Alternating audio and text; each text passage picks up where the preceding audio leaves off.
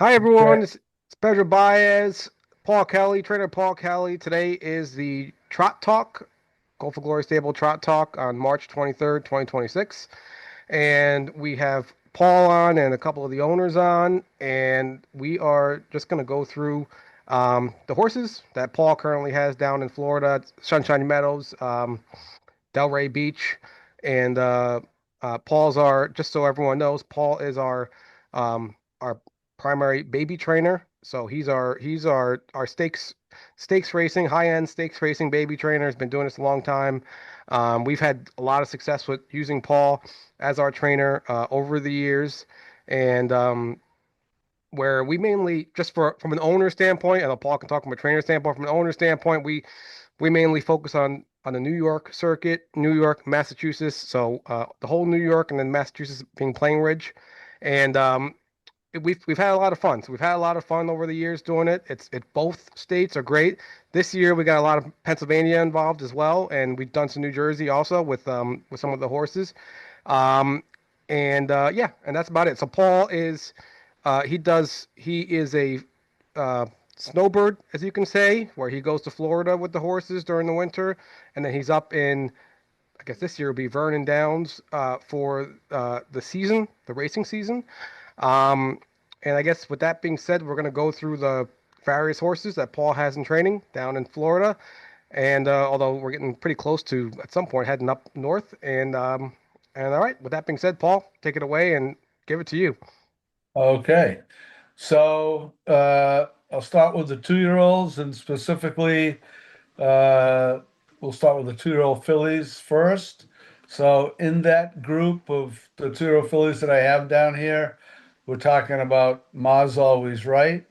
We're talking about Seen Lindy. We're talking about Beyond the Rules. And I think that's it. Is that it for the Phillies, Pedro? Did I miss Yes, something?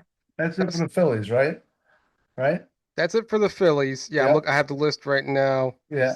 Seen Lindy, Ma's always right, Beyond the Rules. Yeah. I think that's it for the Yeah. Phillies. I think so. Yeah, I believe so. So, um, they're all doing really well. I get asked, and it's everybody asks. They don't just ask me; they ask trainers all the time. Which one do you like the best? Which one? And sometimes some years it's very clear cut, and you have one or two or one that you really like way better than the rest. But I've been like kind of non-committal on that one, and just basically saying, you know what, they're all really training really well, and I wouldn't want to say that one particular filly was outshining or doing better than the other because I see them all kind of like developing and improving they like differently, but at the same time, as a collective group, they're all right there with one another, and so that's a really good thing. What I like about the Phillies um, specifically is that they have really good heads. They're not high strung and get wigged out over stuff. They're very grounded, and that's a very important thing to have for for trotters, Colts or Fillies, but because they got to have that self-composure. They have to have speed and endurance and strength and all of that. That's that we that's those are obvious things, but just like any other athlete, they've got to have a good head, and they can't they can't get frazzled easy, and maybe that could change maybe as you get into the racing season and they get to shipping around, and what I mean, they really start getting stressed a little bit. It could always happen with one or two of them that they could get a little frazzled, but usually my experience is that you see that kind of behavior early on in the training. They start to get to a point where they're getting a little worked up here because the training's getting more intensive. They're being asked for more speed, and it kind of can go with it. But these three fillies are all pretty pretty well composed, and so that's I think for me that's a big plus to get started. Uh, as far as their manners, like gait wise, I think they're all very good gaited horses.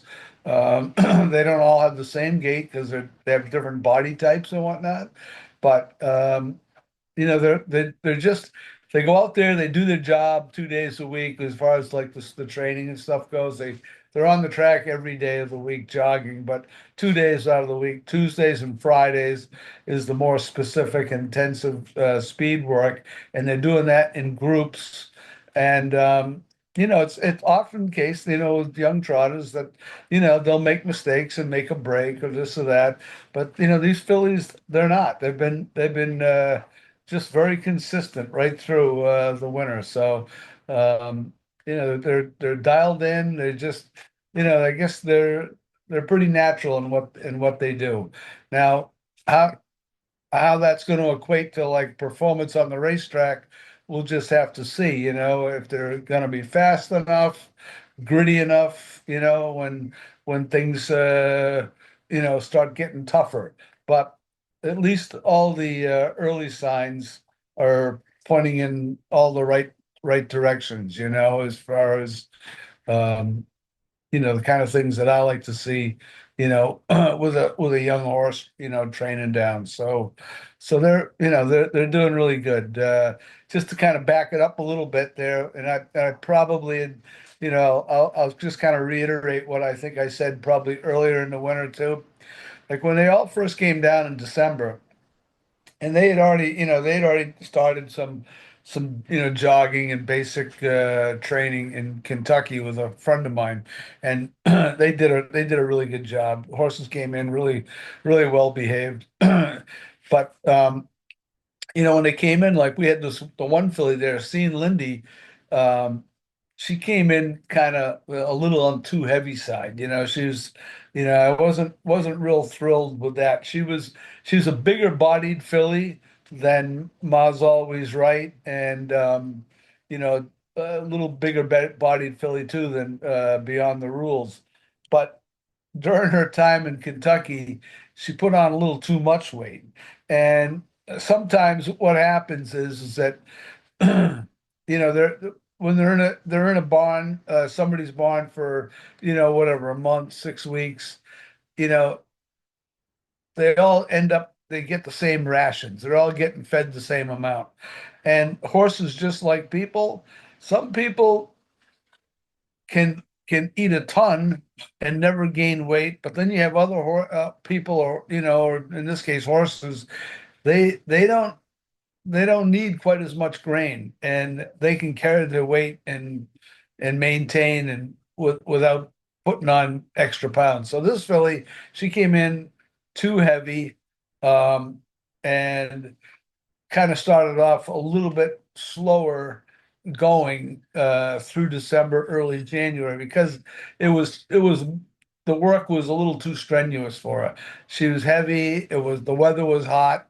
Um, what I mean? It wasn't a good start for her. But we cut her grain back, not to the point where we're not starving her by any means, but we just figured out, she's an easy keeper, little less carbohydrates for her, and just let her get into the swing of things with work.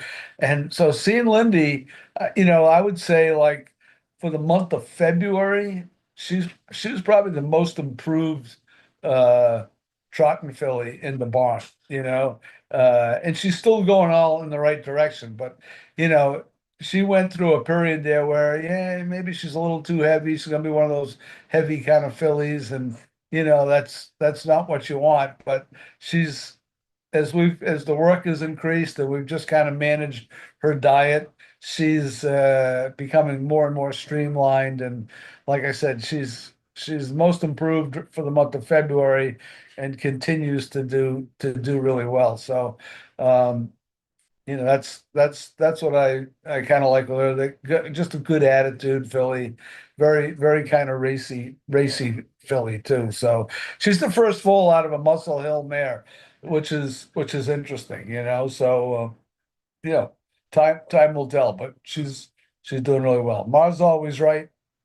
Well, Th- just so everyone knows, Muscle Yeah. Hill is um, I'm not making any premonitions by now or predictions, but I'm just saying Muscle Hill is the number one broodmare sire right now, I believe, at least in 2025, number one Yeah, broodmare he sire. probably is, and he's and Um, he's and he's arguably the greatest trotter that was, 3-year-old trotter anyway that ever stepped foot on a track. So he's been a very very good proven sire, and yeah, he's usually good sires turn out to be good broodmare sires as well. But yeah, everybody likes to have foals out of Muscle Hill mares, So. But yeah, so she's doing quite well. Um, Mars always right. She's more of a streamlined type filly, a lighter bodied filly. So she's kind of like the opposite. When she came in, and they all came in really good shape and all that.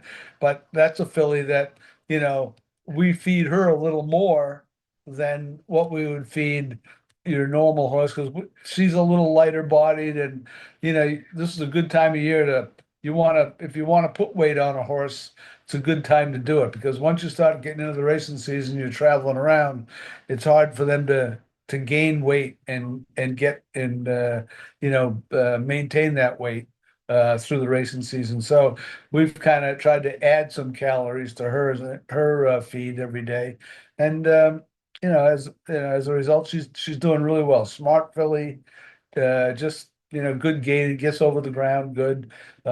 Seems like anybody can drive her. We've had different people, sitting behind the horses through the winter. Uh, Brett Beck was here about a week and a half, 2 weeks ago. He went with all of them for a day or two, most of them anyway. But besides myself, Wally Hennessy, Linnea Niren, who's really another one of my second trainers. She's a girl from Sweden, very, very talented horsewoman. She's been sitting behind all these horses, but we're talking about Maz always right. And then through the winter, I had Gary Mosier here. So anybody that's been around for a while, Gary was a leading driver at Yonkers and Roosevelt off and on for many years, going back to the late '80s, mid late '80s into the early '90s, before he decided he wanted to take his family. He's from Maine. He wanted his kids to grow up in Maine, so he left.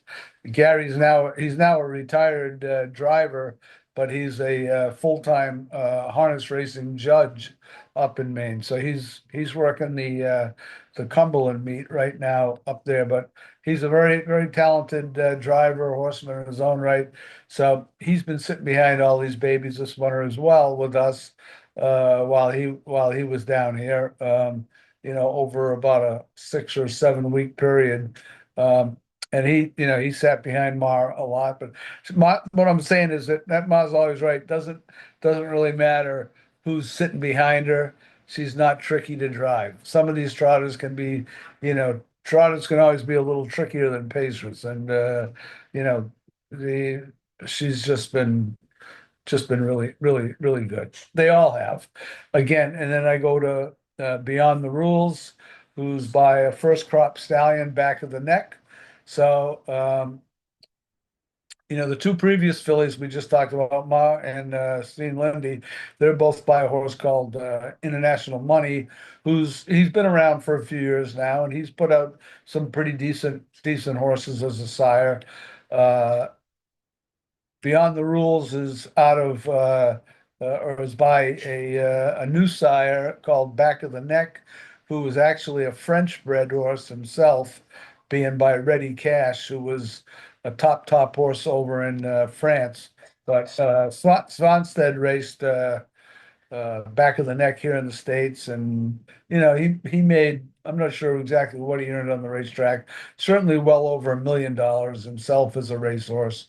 He may have made a couple million. I'm not even sure, but this is his first crop, so the jury's out. We really don't know. Like, is Back of the Neck going to be a good sire? Is he just going to be like an okay sire?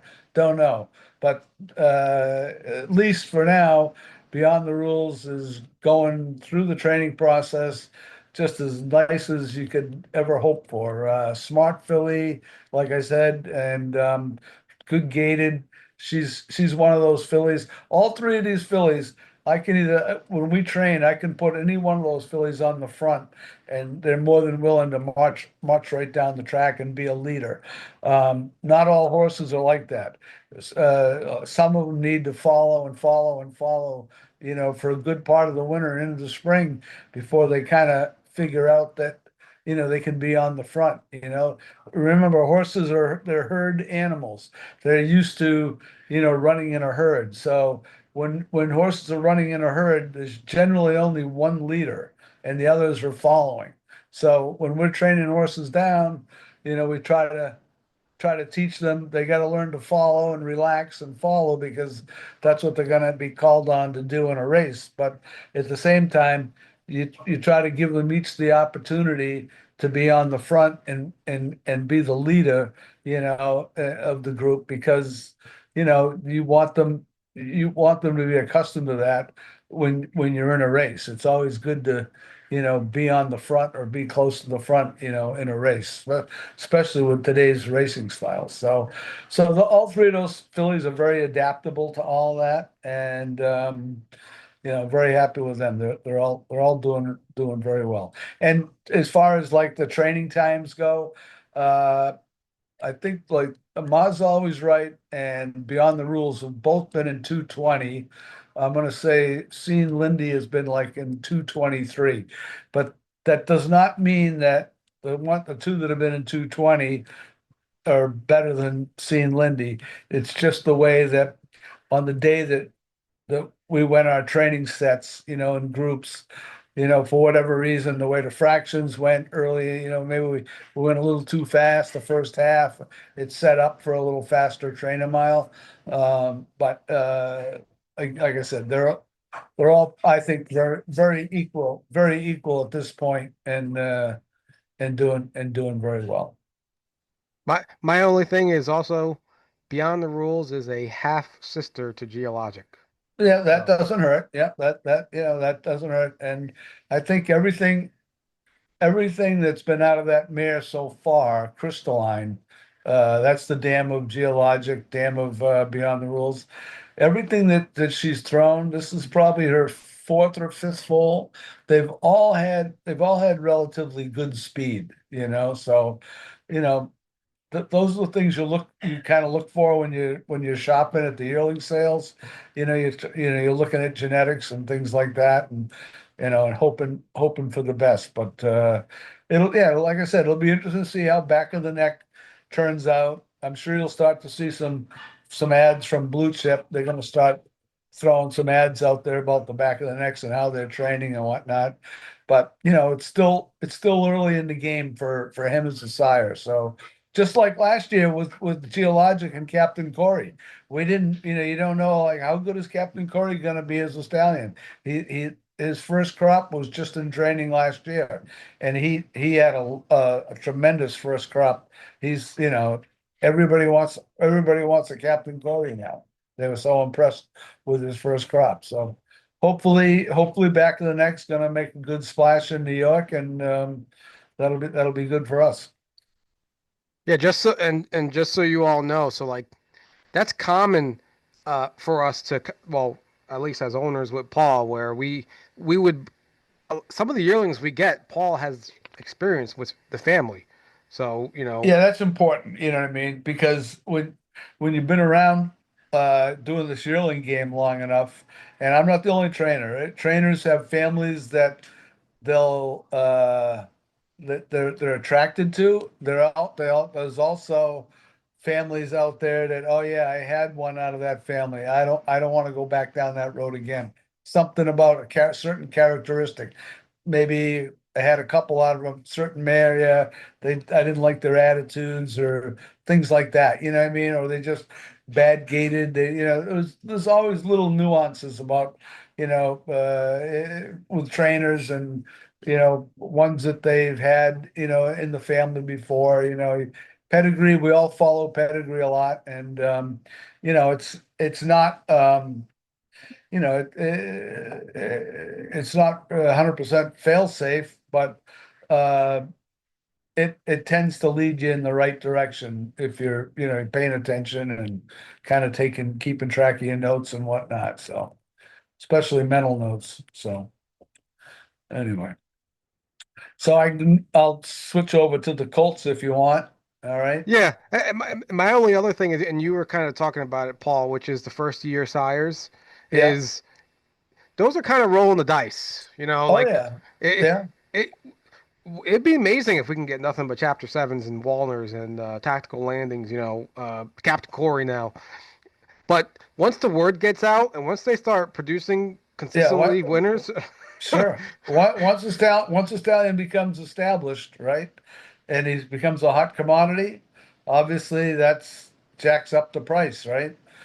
Just like whatever, just like cars. Once a car becomes a hot commodity or something like that, the prices just go up. So it's the same thing. And stallions, it's just like anything else. I mean, they can have good years and bad years too. It's not, it's not they're not a lock to just produce top horses every year, but it's but yeah, like Pedro said, yeah, if you can find a first crop stallion, something that you liked as a racehorse, and you thought he was a good gaited horse, and you hear good things about, from like maybe the trainer or the guy who drove him, yeah, the horse had really good manners and he tried really hard, things like that. When you know that kind of stuff, then yeah, you could think, yeah, well, I could maybe take a shot at buying one of those babies. So yeah, there's always little things like that we look for. Yeah. yeah, we did that. We did that with we had a foal from a yearling from first crop, a Crazy Wow. Yeah. That was actually Skybox's younger sister, older Yeah. sister. I'm sorry. Yeah. Yeah. Crazy for Love. We had first crop of Captain Corey, like you mentioned Yeah. with a Geo. That was. I mean, that was like hitting the jackpot. I mean, how did we know that Captain Corey was going to be this good? No. Well, Yeah. we paid for him too. I think we paid Yep. 85,000 for him as a yearling. So Yep.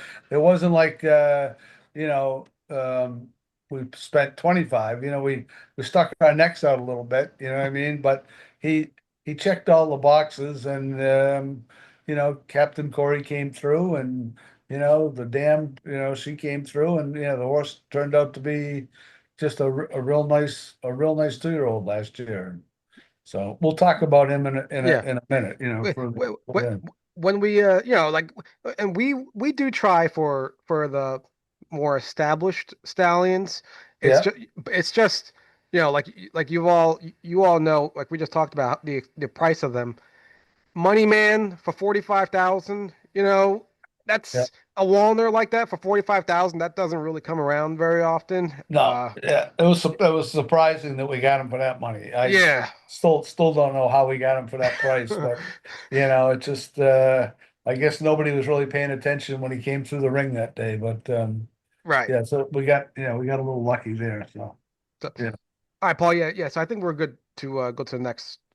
So yeah, so with the Colts, um uh well, loving on Louis V, we changed his name to Coach Brooks. If anybody doesn't know, like, I'm a big hockey guy. So I was looking for something hockey related. I thought I had another name picked out. Somebody beat me to it. So I was thinking around for a little bit, and then the Miracle documentary on Netflix came out about a month or so ago, and I got to thinking, I knew four guys on that team, and I wasn't going to name a horse after any of those four guys, even though I like them. But I got to thinking, geez, I said, Coach Brooks. I said he was the guy. He was the coach. He uh, he led those guys to gold. So I said, yeah, maybe I checked with the USDA, the name was available, so took a swing at that, and that's what it is. So he's loving Louis V is now Coach Brooks, and he and the other colt that we bought, and both those colts came out of the Lexington sale uh, on tap Lindy and uh, Coach Brooks. They're both doing really well. Um, they've improved a lot, I would say, during the month of March. And that's pretty typical, when I look back, all the years training. I I think I probably said this to some of you guys before. The Phillies, it's like if you remember back when you were in school, grade school, you're in fourth, fifth grade, the girls are always sitting in the front of the room and teachers up there at the blackboard, the girls are paying attention and they teacher asks a question, girls raise their hand, they know what's going on. Teacher looks in the back of the room and he sees Paul Kelley sitting in the back of the room. Paul, who's the third president of the United States? I'm looking out the window at the reset at the playground, thinking about, what are we going to do at recess? Well, that's the way the Colts are kind of that way when you're training down. They're every now and then you'll get a Colt that's really dialed in and but most of the time the Phillies are a little bit more dialed in, paying attention, right from the get-go. Colts are too busy goofing around and they have good days and bad days, but it's not because they have a bad attitude, this and that. They're just boys being boys. And so, it takes a lot of repetition sometimes with the Colts to get them dialed in. So I think, now the month of March, of course the workload's getting a little bit more intense. So now like on Fridays, they train two trips on Friday. So we go out, we'll jog a couple miles. They'll go a training mile, say like around 2:45. At the end of the mile, we pull them up. They walk all the way back. They walk for about 10 minutes, all the way back around the track, and then we go another mile. So I think, what I've always found over the years is that repetition with the Colts especially starts to get them a little more dialed in. You're starting to tire them out a little bit, and with when they start to get a little bit tired, they're a little less foolish, a little less goofy, and they start to kind of follow the program better and get dialed in. So both those guys are they're just they're getting better and better and as I say, more dialed in and as we've gone through the month of March. The Coach Brooks horse, they're both good sized horses, and neither one of them are small. Coach Brooks horse he's going to be a big, strong horse, and he's grown a lot over the last couple of months, and he's going to keep growing. Uh, which is fine. That's a good thing. He's got a super good gait, just a very efficient gait. No wasted movement, in his gait at all.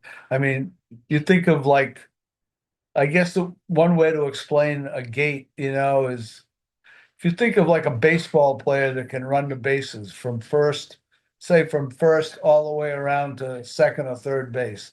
There are some guys that can just cruise around the base path. They look so natural doing it. They look natural like that because they got an efficient gait with the way they move. Okay. Horses are no different. They got four legs, but the better the gait, the easier it is for them to get over the ground, the less tiring it is for them to get over the ground. So he's just got, like, I think a really supernatural gait. And I say the same for on tap Lindy. Both those Colts, as we have gone through the winter, they've both had to be followers. They've had to follow the girls. We put them in like the set list, the set groups that we make up are based on like who can be a leader, who needs to follow. Well, both the Colts, have had to be followers right through the winter. But now as we get through March, we're starting to kind of give them a little more like airtime or where they have some open track in front of them and they're starting to kind of get the swing of it, and where they know to kind of go on by themselves and not have to just be a follower all the time. So their mental game is just getting better, as well as the physical aspect of their game, which, like I said, it's typical. Just think back to when you were in fifth grade and what it was like in the classroom, and you know, it's the same thing with horses. It's really no different at all. But yeah, they're both doing really well. Um, of course, Coach Brooks is a New York bred. He doesn't have another program to. Well, I take that back. He does. He is eligible for the Kentucky program, and I did keep him eligible to it, but that is not really the plan to go to Kentucky with him this year. It's the plan really is to race him in New York, and hopefully have him at the top of his game, by the end of the summer, going into the fall. Because New York, whether you know it or not, New York has a new stake race for 2-year-olds in October every year, it's called the Big Apple Trot, or the Big Apple Pace. So that's at Vernon Downs. That's like a $250,000 final. So those things are on the radar, and there's no guarantees we're going to be in it, but we're doing our groundwork now, with the hope that we can develop a horse like him, for a race like that at the end of the year. Obviously, we're looking to make as many of the New York Sire Stake races that we can, and whatever he's going to be ready for, or capable of as a 2-year-old this year. But I think he's doing really well. I'm happy to have him in the barn. I'm happy that we bought him. He's a half brother to a horse called Balenciaga that I raced for a number of years. And Balenciaga, he's made just shy of 400,000, and you know he certainly had the opportunity to maybe have another 100,000 on his card without a little bad racing luck here and there in some big races. So he's a very talented horse, and this guy, he's starting out, I think, on the right foot. And like I said, I'm very very happy to have him, and I think Crazy Wow as a sire is a very very capable sire. We'll just, like I said, we'll keep pushing forward, and hoping that everything continues to go well for him. Like I said, I think we're on the right track. The other guy on tap, Lindy, same thing. He just, like, early on, you couldn't really put him on the front. He'd just kind of balk a little bit up there on the front. He'd go for maybe a quarter of a mile, and then just kind of like start coming back to you balking. He didn't know enough to keep going. But as soon as the horse circled him and he had a target, something to follow, he'd march right along. He's another one, like, just a really really nice gait, very fluid gait. Um, Again, I'm happy with him, but he's also mentally, he's maturing a lot, and he's now to the point where if I wanted to move him at the half and move to the front, he could go that last half on the front with the others, following him, or I can move him first over in a training mile, and he's focused, he's figuring it out. So they're gonna keep learning, they're gonna just keep learning every time they go on the track, every time, they go behind the gate in a race. These horses, they're developing, all the time, and then especially at two, and so that's kind of explaining the process with those guys. But yeah, they're you know I'm just happy with the way it's gone. We haven't had any major setbacks at all.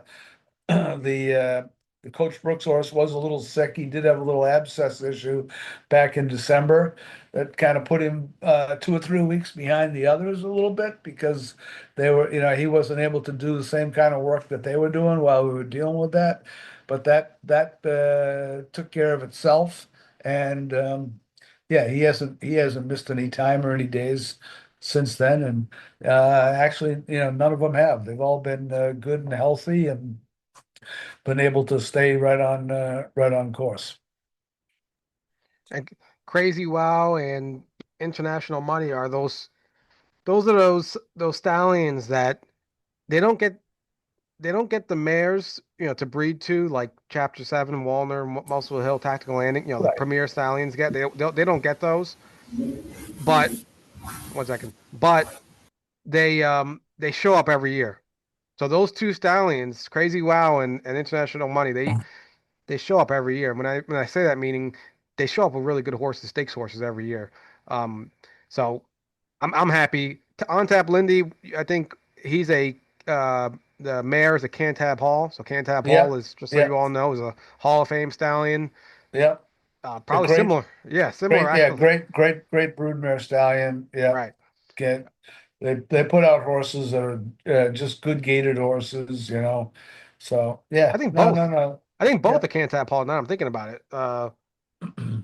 Balenciaga's trying to think the Yeah, mother. Balenciaga, yes, that's a can't, yeah, they're both out of Cantab All Mares, right. Yeah. the- Yep, yeah, Coach Brooks and On Tap Lindy are both out of Cantab Hall Mares. Yep, yep, Yes. So that's what we want. yeah, So all right. I don't really have anything else to mention on the 2-year-olds. yep. Um, If maybe we anybody has any questions, they can fire away if they want to ask a question about the 2-year-olds and what we're doing there, but um, Yeah, by all means, anyone could jump in. We're gonna leave. We're gonna try to leave at least 10 minutes at the end. But if you really want to okay, jump in, then just by means, just take yourself off mute and yeah, s- you yeah, know. yeah, So all right. So I guess that's the 2-year-olds. They're all moving along. yeah. And I always, by the way, everyone, I always say, no news is good news. You know, you guys are probably sick of me hearing that, sick of me saying that, but it's a good thing. No news is good news, meaning they're moving along and they're progressing, Yeah, and it's yeah, it's just a steady process every yeah, week. yeah. All right. I guess Paul. So now we can jump to the 3-year-olds. I mean, we only have three with you. You got three. Yeah. Yes. All right. All right, Uh, so I'm going to start. I'm going to start with the second chapter, okay? Because there's probably people out there that want to know like how he's doing and whatnot. So, second chapter, is very well bred colt. Well, he's a gelding, but and he trained down last year. He didn't race last year, but he trained down to 202 last year, and he just wasn't physically ready to keep going, and that's the way it is with a lot of 2-year-olds. They're just not mature enough physically or sometimes mentally to be racing. And then of course there's a lot of 2-year-olds out there that are racing that probably really shouldn't be racing. They'd be better off if somebody just turned them out, put them in the field, gave them another year to mature and bring them back. But the economics of the game are what they are, and it's hard sometimes to be overly patient, as an owner or even as a trainer sometimes. But the I think the most important thing you can do with any young horse is to be patient and just they don't all mature at the same time. They're not all as one can be very precocious over another one. Again, just look at the Little League baseball or Pee Wee hockey or whatever. So there's some kids that are just right off the get-go a little bit more advanced or a little bit more talented, and then another year or two later, you see a lot of changes with other kids that have had a little more time to develop. It's all the same. So in his case, we trained him down to like 2-2, and that was like around the end of August last year, and finally just, came to my senses, pulled the plug, turned him out, gave him more time. We brought him back in December. and he's had a pretty good winter training down. I haven't had really any complaints at all. But I would say over the last 3 weeks or so, we've just kind of, as we're now really intensifying the workload with him. Like we're starting to train, as like all the other 3-year-olds, getting him more down towards like race speed and things like that. We're starting to hit a few little bumps in the road, and it's not. Again, I can't say that I have my finger on the issue, but I'm just going to be blunt and be honest because sometimes this game is can be a little bit of a guessing game too. The horses can't talk and tell you anything, no matter how good your veterinarians are and the people you have around. There's just there's just those dark areas, those dark spots you just can't sometimes put your finger on. So this horse, over the last 2 or 3 weeks, when kind of like gearing him up to want to be ready to qualify, and we're training super fast.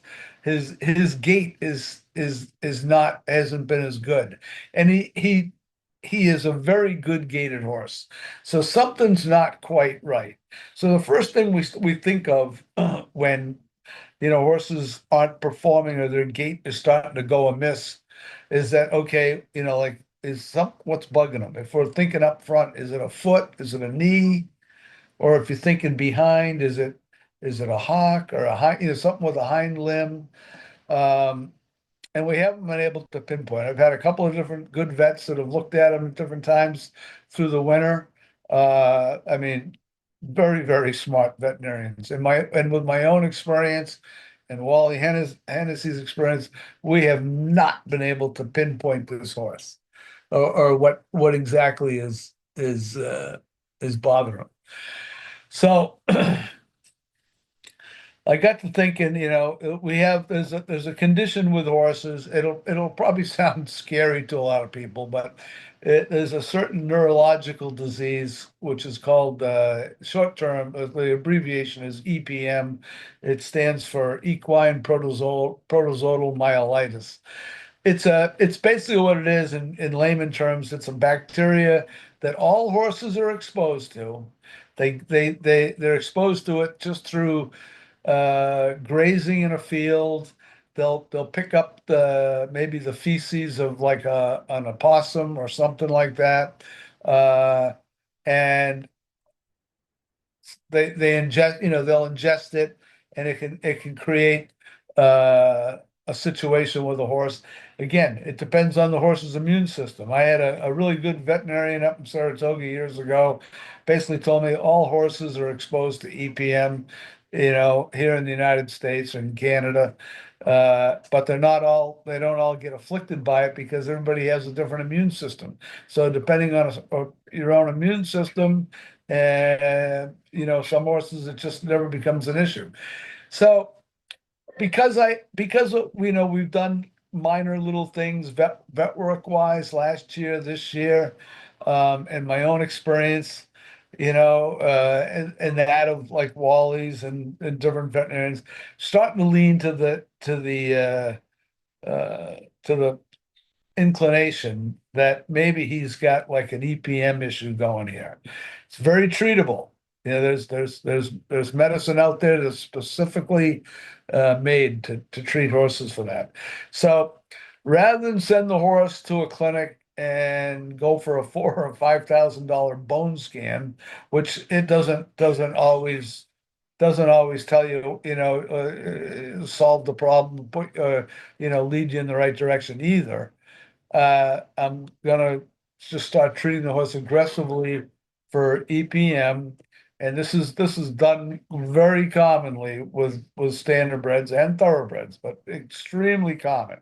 This is not we're not all of a sudden running out or going out into left field on this, but he's gonna start getting treated pretty pretty aggressively here for EPM, and I'll probably hold off and I won't train him Today's Monday. I probably won't bother training him until the end of next week.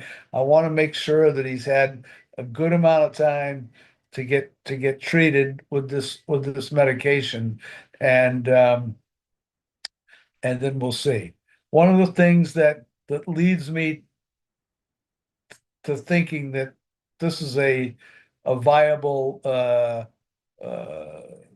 way to go about, with about things with this horse is that today is Monday. I'm gonna say 8 or 9 days ago, uh the horse had a his right hock. We injected his right hock with a cortisone. Okay, cortisone's very fast acting, anti-inflammatory. That's is a wonderful product, especially when it's used judiciously and whatnot. However, cortisone is a known trigger for horses that have EPM. So in other words, if you have a horse that might be afflicted with EPM at some level, and then you introduce cortisone into his system, it it can really trigger the EPM effect and affect his overall coordination and his balance. And I'm not saying like he doesn't have like a balance issue where he can fall down, but it's affected his gait was worse this week than it was prior to that cortisone injection. It should have been better if he didn't have EPM and we thought we were in the right spot with the cortisone injection. He should have been a whole lot better, but it was the other way around. He wasn't as good. That's why I started, I'm thinking all weekend after training on Saturday, something's not right here. Something's amiss. Talked with the vet. We talked about it this morning. He agreed. He goes, yeah, I think you're making the right call. He goes, that's the cheapest way. Hit him hard with the EPM medicine over the next 3 weeks. Let's see if he doesn't start getting better. And if he starts getting better, then you know what? Then we know we're on the right track. If he's not getting better, then I have to reassess. Okay, does he need to go for a bone scan?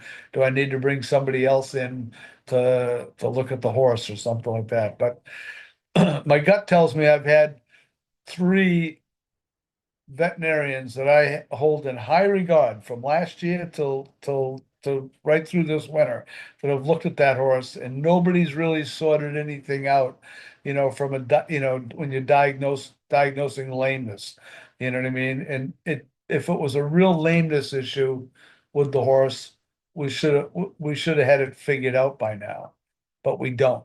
So that's why I'm just kind of going in a little different direction with the treatment. And you know what? If the treatment works, then he'll be a whole lot better for it. And we can manage him that way. That's not a big deal.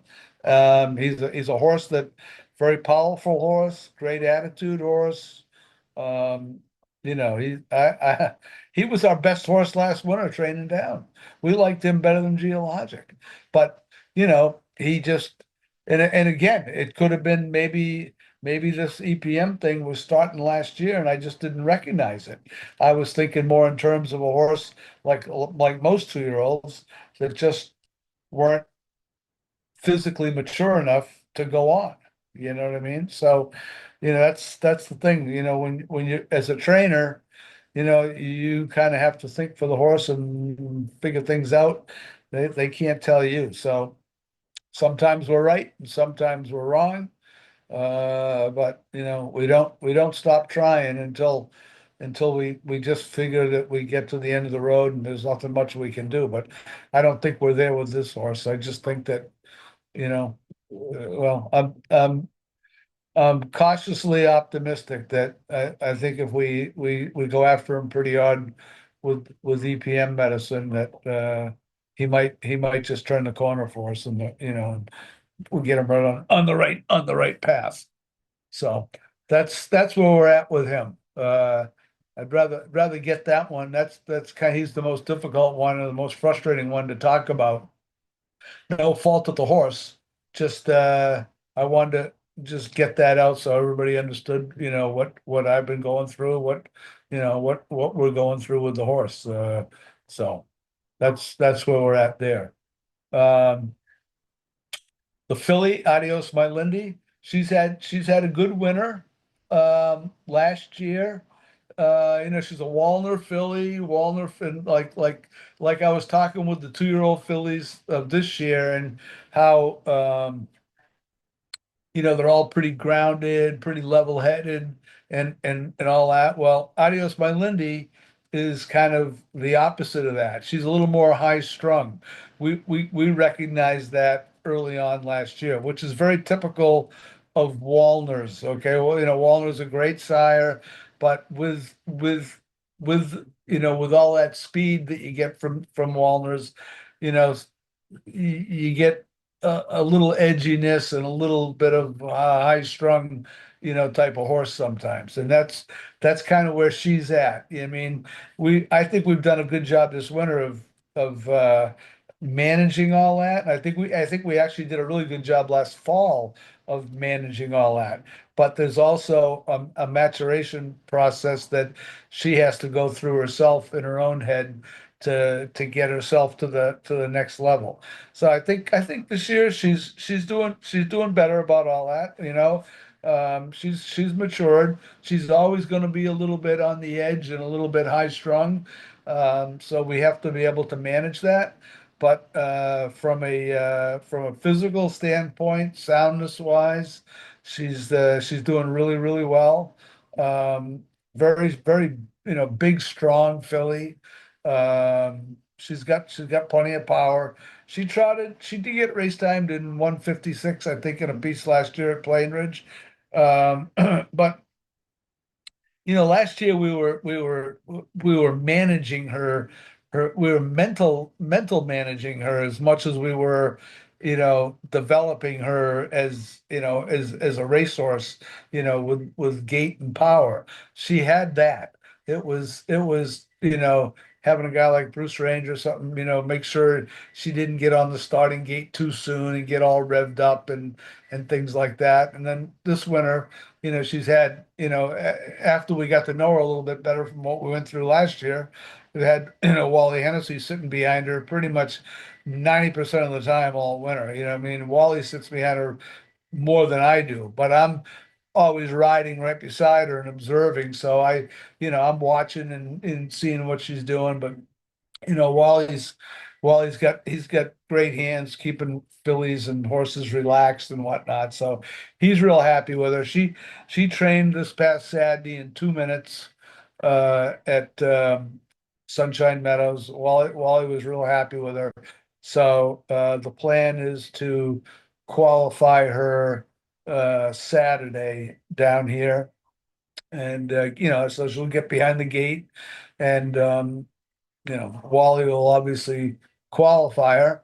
And I'm kind of like baby steps a little bit with her because of that the whole mental maturity thing that's going on with her. But I'm still inclined if she has a good qualifier, like two decent qualifiers down here prior to the April 15th second payment for the Oak Grove race. Uh, if she goes through the next 2 or 3 weeks, you know, on a basis or on a manner that Wally and I are happy with, then we'll make that next payment to the Oak Grove race because if you get to the final for that, that goes for 300,000. And I don't know what kind of fillies again we're going to be showing up for that, but um, sometimes you have to pay to find out. But it's not a lot of money to stay eligible to those races this year. And she's going to tell us. We'll see. We'll see how she goes on Saturday. See what Wally thinks, and give her a couple of qualifiers, and then we'll go from there. But very capable filly. She's got the ability part is there. She's got the power. She's got the ability. It's about managing her mental game. is that's the key there. Oh, real quick, where do you think she needs to be? Do you want her coming off the gate? Because obviously I was at that her win with Bruce Ranger last year, Yeah. and that was kind of a That different. well, that's a really good that's a good question. So you know what, here's what I think about her. I think like in her, and this is what I'm trying to tell Bruce after he drove a couple times. Like I think a couple times Bruce was like playing it overly cautious, keeping her too far off the gate, you know. But at the same time, I don't think you want her to be the first horse up on the gate either, because if you're the first one on the gate and then the other ones are coming in behind you, those kind of fillies or those kind of horses tend to get even more keyed up. You know what I mean? So we're trying to find that happy medium that, you know, to kind of bring her to the gate, maybe with the other horses, right? Kind of time the gate so that she's up to like right up in gear when the gate says go. She's like right up in the right gear. And I think she's the kind of horse that she likes to trot off the gate. Let her trot off the gate, but don't go right, not like don't gas off the gate, you know, right to the front. But if you can just let her trot off the gate enough, and then you can get her to slide over, she'll follow. She's fine once, once she slides over and follows the horse, she's no problem at all. She gets a little keyed up when she's, getting up in there behind the gate.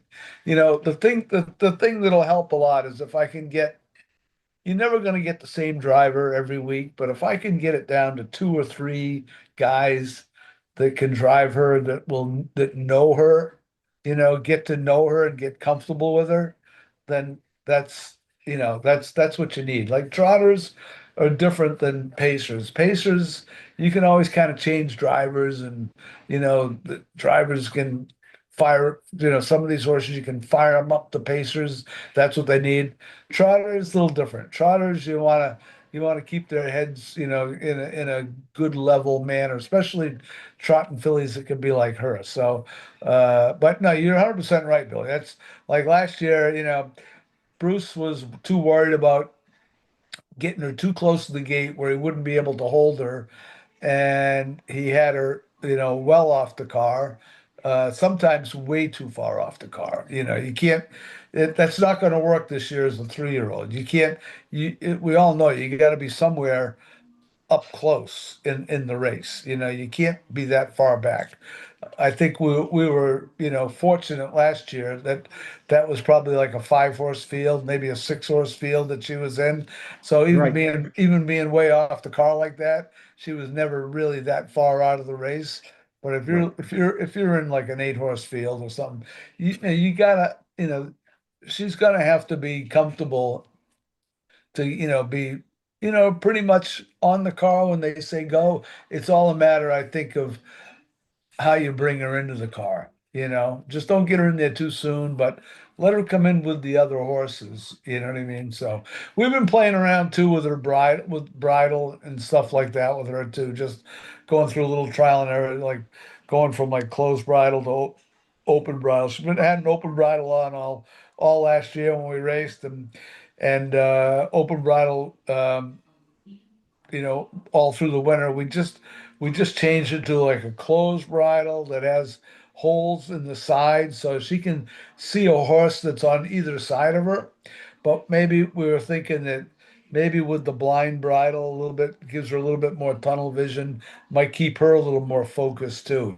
So she's got plenty of ability and very, very capable filly, but it's she can be a little temperamental. So we're just that's what we're working on. Manage that and keep her relaxed that way. So You- yep.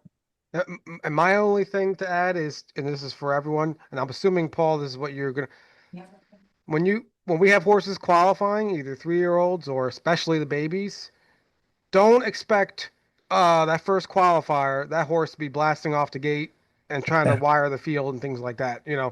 That is Yeah. not that's the I mean, Paul, you would know. The first Yeah. Yeah. qualifier is not what No, we no, do that. no, no. No, we're not racing for money, number one. And we're trying to get the horses to just, to relax and do what they do and let them follow along and then, have hopefully have some kick on the end of the mile, finish good. That's what you like to see. So yeah. So Yeah. that's I think that's pretty much covers her. Uh, The reason I say that, Paul, is last year. I mean, I know we're getting a little over time here, but Geologic, the first qualifier, yeah, my phone was off. My phone was off the hook. With yeah. everyone going crazy about the qualifier because he was, he didn't do anything. He just kind of sat there and followed Well, along and yeah, not and closed not with them. again. Nothing. Sean Gray drove him, and Sean's a really good horseman, and he's trying to do the right thing with the young horse. And I think there's a couple of horses in there that maybe had a little bit more experience in that race. Sean, was like overly cautious, overly conservative, and dragged him right back to last. And never the horse was too gapped out. You know, they kind of young horses like that. They need to keep their attention. They need to have a helmet right in front of them. A target right up there in front of them. And if they get they're too far back, then they kind of lose focus themselves. And I think that's all that was about. But he I think Brett drove him maybe the next couple starts after that, and Brett put him right in the race, and yeah, he's a smart horse, and he picked up quick. He was a quick learner that way. So, Yeah. but Yeah. All I'm saying is the key is for everyone watching and listening, especially those first couple of qualifiers, the first race even. yeah, It's just a matter of is the horse finishing strong, staying on gate, minding its yeah, manners. Um, you don't want to see them gap. Yeah. it's a long season. It's a Right. long season. Like my thing is usually. We try to build so that especially with the 2-year-olds, you want them peaking later in the summer. I don't want them peaking on July 4th or early July. I want them peaking at the right time when we're really going for the real money. The money that we've been planning, preparing for, training for all winter long. So. Now, like obviously, we'll start talking about Geologic, and we're getting him ready for this race here, hopefully, in early May at Oak Grove. Now there's a horse. He's 3, so I mean he's got some great experience last year and showed speed. You know, my job is I got to have him. He's got to be ready to go right out of the gate now. For a race like that, he doesn't have to necessarily go win the elimination on July 4th, but he's got to be, hopefully going to be good enough to get to the final. I'm not sure if that race has a consolation race to it attached to it. It's possible that it does. I'll have to find out. But because he did race last year, and we're shooting for that race. You I've got to have him kind of tip top, uh, you know, for by the first part of May. So that's what we've been doing and working. And he trained last Saturday, and I think yeah, I think I went like 159-1. I took him myself. He was on a race bike. He was super good. I think he trotted the final half in like maybe 57-4 or 58 seconds, but the last quarter was like 28 seconds flat. And that's by himself, with nobody, you know, nobody chasing him, nobody really urging him on. So I was really happy with that.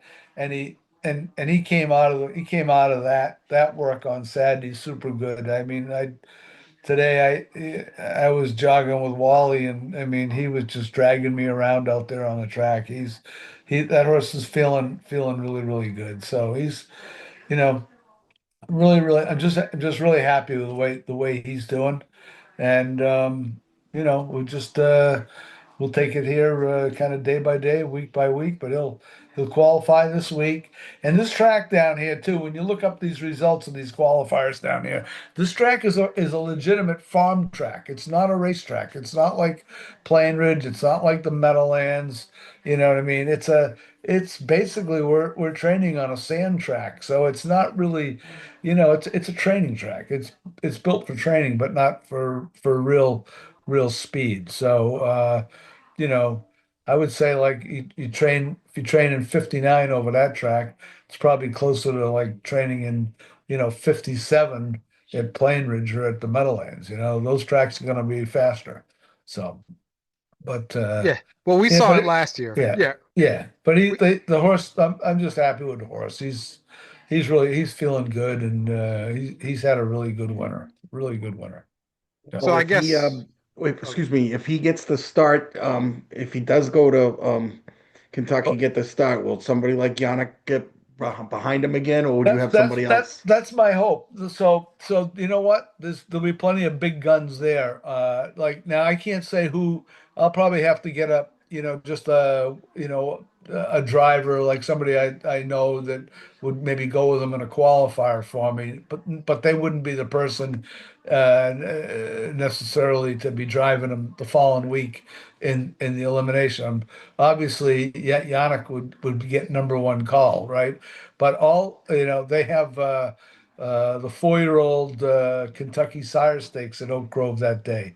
So, and it's on a Tuesday. So that means all the top drivers, they'll be there. So I'll find, I'll be able to get somebody. What I'm probably gonna do is if I can't get Yannick for sure, if I can't, I'll probably reach out to Brett Beckwith and because I think Brett, he's looking for opportunities in some of these big stake races, and he knows the horse. I'd probably give Brett a chance to if he wants to come down and drive him. It's he can if he wants. But if I can't get Brett or if I can't get Yannick, there's there's a lot of there'll be a lot of top drivers available. So, and he's not a difficult horse to drive or anything like that. You know what I mean? The horse is naturally aggressive on his own, but he's just a nice horse to drive. So, yeah, yeah, all right, Paul. Before we wrap up, is did I hear you say Geologic qualify this week? yeah, Are you thinking yeah, about? yeah, yeah. Him and Adios My Lindy will qualify Saturday right here at Sunshine Meadows. Uh, there's no video, nothing. Sorry about that. Nothing. This is just a training farm. You know what I mean? It's a nice training farm, but they're not equipped like that. You know, so you'll just have to trust me that I'll give you the verbal blow by blow on how it all goes. But if I can get, I can get like one of the girls or something to be out there on the side of the track with their phone. Maybe they get some reasonable video that way. You know what I mean? We'll see. I'll see what I can do. But yeah, but he's scheduled. He'll go. Right now the plan is for him to go Saturday and for Adios My Lindy to go Saturday as well. All right, everyone. So you heard it here first. First qualifiers, Paul Kelley is Saturday this Yep. week at Sunshine Meadows. And do not get hung, like Paul said, don't get hung up with the times. If they go like 58, 59, or even 2 Yeah. minutes or Oh, whatever, do that's fine. If we go like 58, 59, I'll be happy with that. You know what I mean? right. I'll be very happy with that. Yeah. Don't be sitting expecting a 52, 53. No, no It's just way. really No way. slow over there. We Yeah, saw it last year. I don't want to hurt the horse. Yeah. Yeah. Yeah. Yeah. So, all right, we're actually over. So, real quick, anybody else have any questions before we let uh, Paul go? Going once, going twice. Everybody good? All Okay. right. All right. Thank you, Paul. Well, Appreciate it. thank you. Listen, no, thank you, Pedro. Thank everybody that's on this podcast or on this Zoom meeting here. I appreciate everybody that's involved, and I'll just I'll keep we'll keep working and hopefully make good things happen with as many of these horses as we can. So, All right. all Thank you right, very much. Thank you, okay, everyone. guys. All right, all right. See Take you care. guys. Yep. Bye. Bye bye.